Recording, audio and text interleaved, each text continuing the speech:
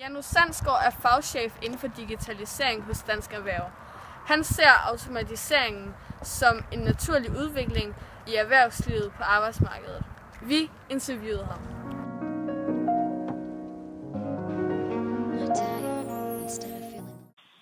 Men det har man jo gjort i mange år. Altså der har jo været sådan en teknologisk udvikling, siden man opfandt hjulet og slog to sten sammen.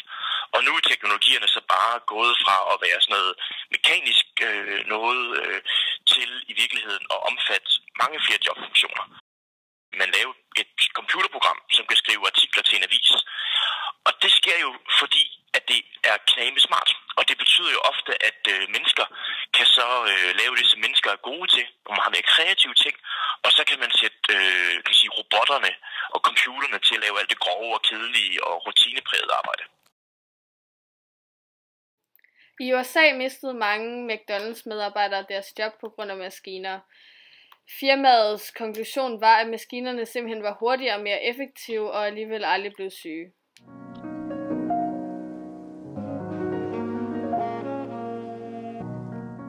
Det vil sige en robot, som ekspederer mennesker i sådan en hjem- og byggemarked i USA.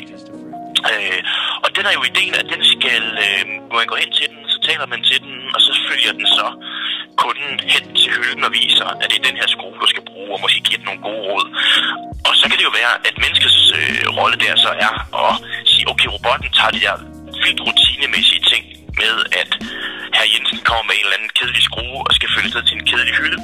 Så kan det være, at den person, der står i butikken, skal bruge sin faglighed til at forklare, hvad for en form for trappeskyld, så skal du bruge til dit fuglehus. Den slags ting.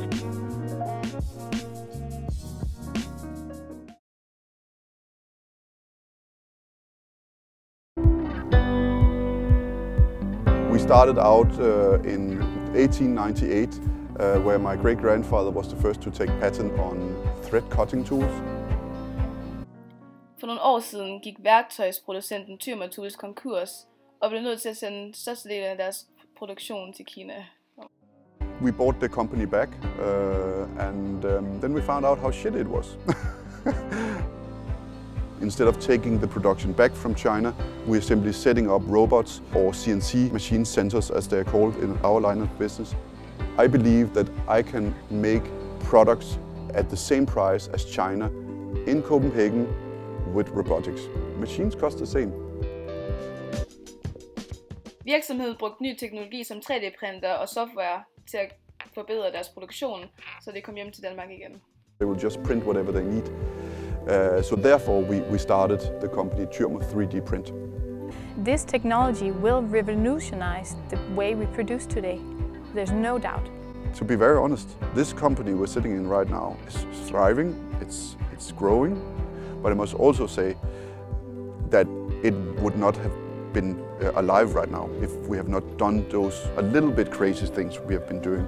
Antallet af ansatte i virksomheden var faldet, men er nu steget igen, og alt det er grundet af teknologien.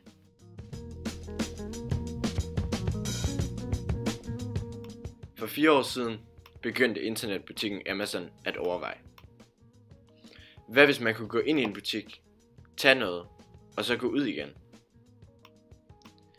Hvad hvis man kunne bruge den mest avancerede teknologi, så man ikke behøves at stå i kø? Dette er blevet en realitet. Velkommen til Amazon Go. Man bruger appen til at logge ind, og så begynder man at shoppe. Det er virkelig så simpelt. Tag hvad du vil have. Alt du tager bliver automatisk kodet ind på din mobils indkøbskurv.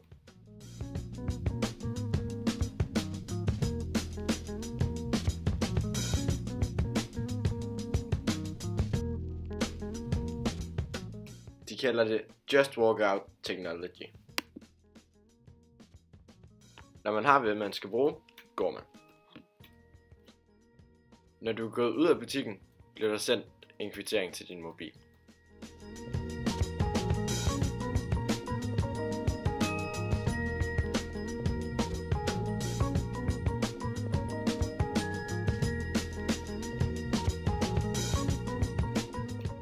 Der er allerede kommet en butik i Washington.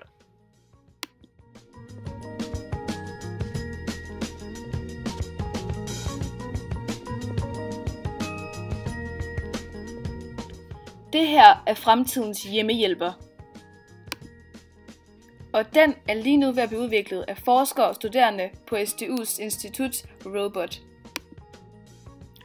En af de studerende, der har været med til at udvikle den her robot, er 24-årige Milad Jani.